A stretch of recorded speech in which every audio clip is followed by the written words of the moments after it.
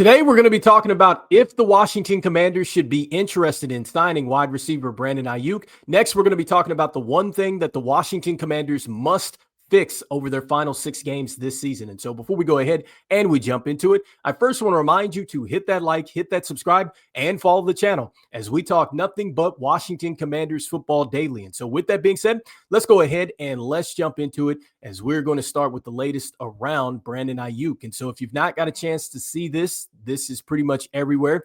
And so the article that we're going to take a look at was on NBCsports.com, and it's under this article title. And so it looks like that the 49ers have voided wide receiver Brandon Aiyuk's $26.15 million in guarantees for 2026, which essentially means that the San Francisco 49ers can go ahead and they can part ways with Brandon Aiyuk.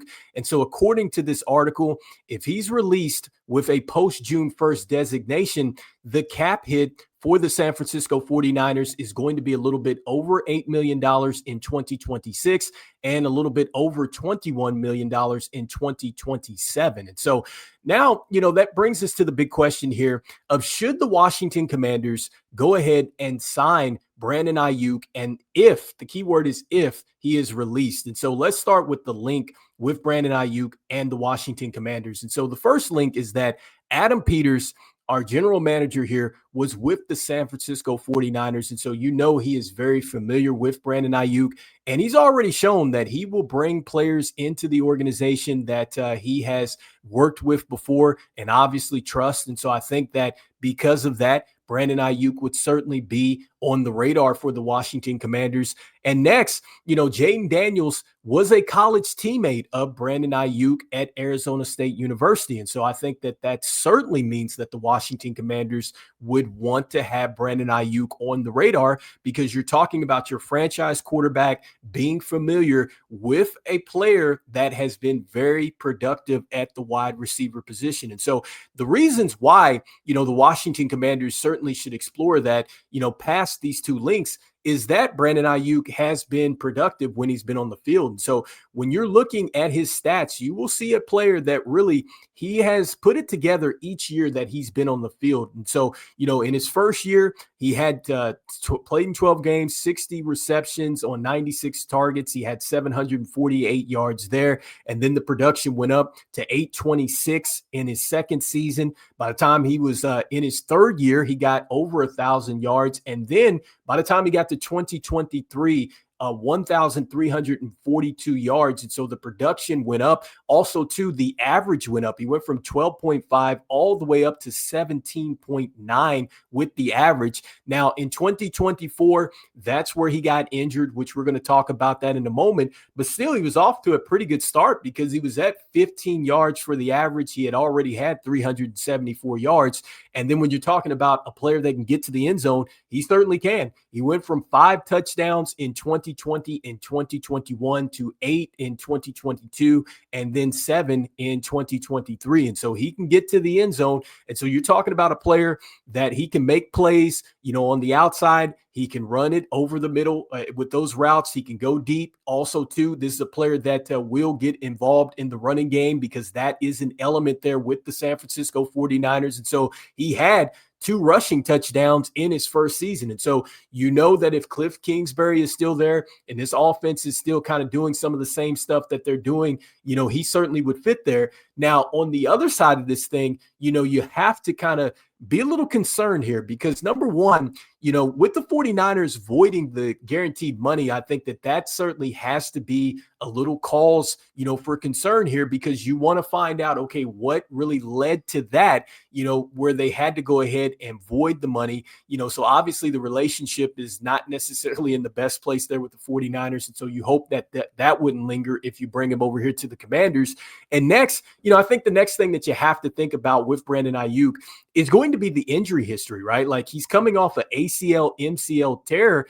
And I mean, that was brutal. And so, the 49ers at this point in time, the other piece of that is that they still do expect for him to be back this season. Like they're looking for him to get back to practice. I think their head coach just said that.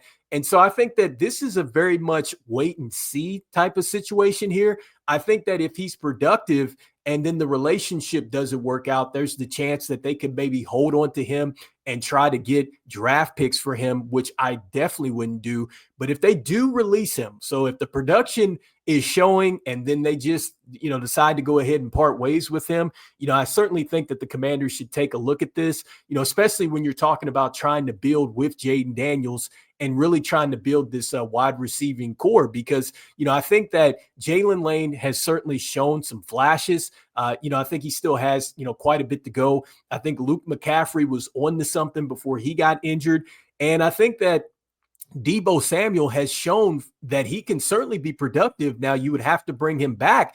I definitely think he's a great fit, with Jaden Daniels in this offense. I do feel like that Terry McLaurin is going to get back into things. And so you're talking about adding another wide receiver that just really lifts, kind of the ceiling here of this offense. And so you absolutely have to consider this. He's only 27 years old. And so, yes, I think it's a player that they take a look at. I'm not saying that they go off and necessarily sign him. But anyway, you guys let me know in the comments what you guys are thinking, if the Washington Commanders should go out and sign Brandon Aiyuk if he gets released. And that's the key word, if he gets released by the 49ers. And so next, I wanted to go ahead and jump into the one thing that the Washington Commanders will need to fix over their final 6 games this season. And so I think that the one thing that the Washington Commanders are going to have to fix is really rebuilding the standards. I think that that is going to be huge for this Washington Commanders team.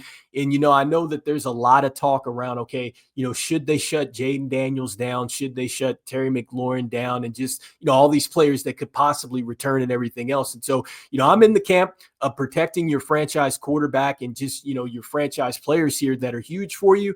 But I'm also in that camp too, that you still have to compete. Like, that's the bottom line here. And I think that this team is probably headed to a direction where they're going to get a bit younger. And I think for me, when you're talking about rebuilding the standards, it's about playing good, competitive football and really just playing great in all 3 phases. And so I'm not necessarily worried about the wins and losses. Trust me, I do want to see this team make a late push and everything else, but it is going to be challenging down the stretch here because, you do have some tough games coming up, starting with the Denver Broncos, you've got the Eagles, Vikings, Cowboys. Like, it's going to be challenging down the stretch here. And I do want to see the Commanders absolutely compete. But I think that really what it comes down to for me is no matter who's out there, you really seriously have to get back to your standards and you want to get back to some good habits going into next season. I think that that's how you start to build the momentum, because right now we have seen a football team that just really has not got into a rhythm. And I know the injuries, that certainly plays a factor into this, but man, a lot of this stuff has come down to just the Commanders have hurt themselves, whether it's penalties, big plays, just costly turnovers, just all kinds of stuff that they absolutely have control over that you need to clean up. And it doesn't matter who's on the field, who you draft. If you don't clean up those little things, you're not going to be trending in the right direction. And so that's the one thing that the Commanders need to clean up over these last 6 games. And so anyway, you guys let me know how you feel about that. And then next, just an added bonus here, I wanted to go ahead and talk about early NFL draft prospects. And I think that this player would be a terrific pick for the Washington Commanders if he is available. Now, let me be clear here before I jump into this. He is slated to be a top 10 pick, but I said this on the last video where I was talking about the Commanders going out and really getting a cornerstone piece on defense, like a franchise type of player. I was talking about a guy like a Jared Verse that you see for the Rams, an absolute game record. And I think that this player could certainly be that in Keldric Faulk. And so Keldric Faulk, he's a defensive end for Auburn. And man, you're talking about a player that can get it done. This is a guy that he's an every down type of player. I'm talking about elite athleticism here. And so at the time here, he's going into he's in his junior year, He's 6'6", 285.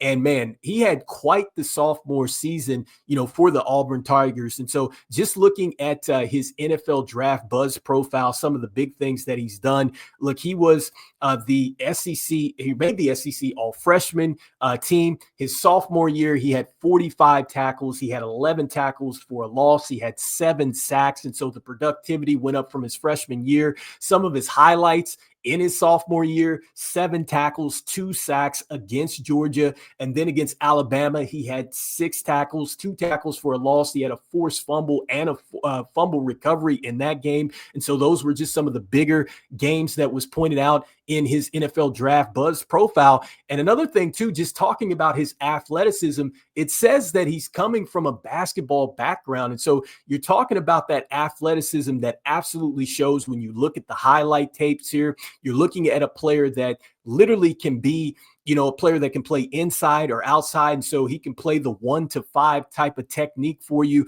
And I just think that he's probably a day one type of player for you on defense that immediately probably lifts, probably the ceiling on your defense here. And like a guy that what I love about him is that when you look at his highlights, this is a guy that can set the edge. This is a guy that can collapse the pocket as well. And also, too, I loved his motor. I like the fact that even when the play looks like it's out of his area, you will see him compete to try to get back into the play. One of the things that it mentions in his NFL draft profile is that this is a player that constantly makes plays late in games. And I love that when you're talking about needing to close down games, when players are tired and everything else. It's one thing to do it in the first quarter. It's one thing to do it in the first half. But when you get to the gotta have it moments in the National Football League, which a lot of the games come down to the end, you need to have a player with that type of juice out there. And so he's a player that certainly I would love to see the Washington Commanders go after.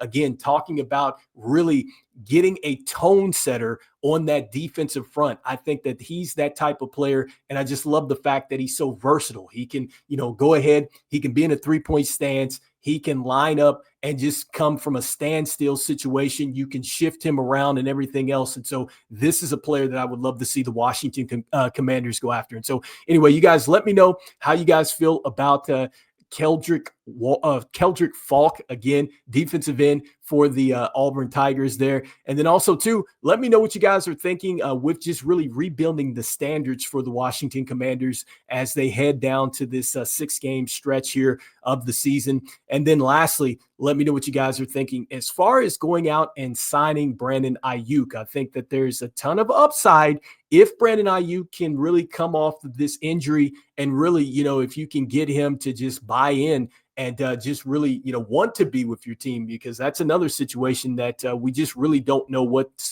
kind of going on there or what's really led to that. So anyway, you guys let me know in the comments what you guys are thinking. And as we always say, look, go Commanders, and I will see you guys on the next one. All right, peace.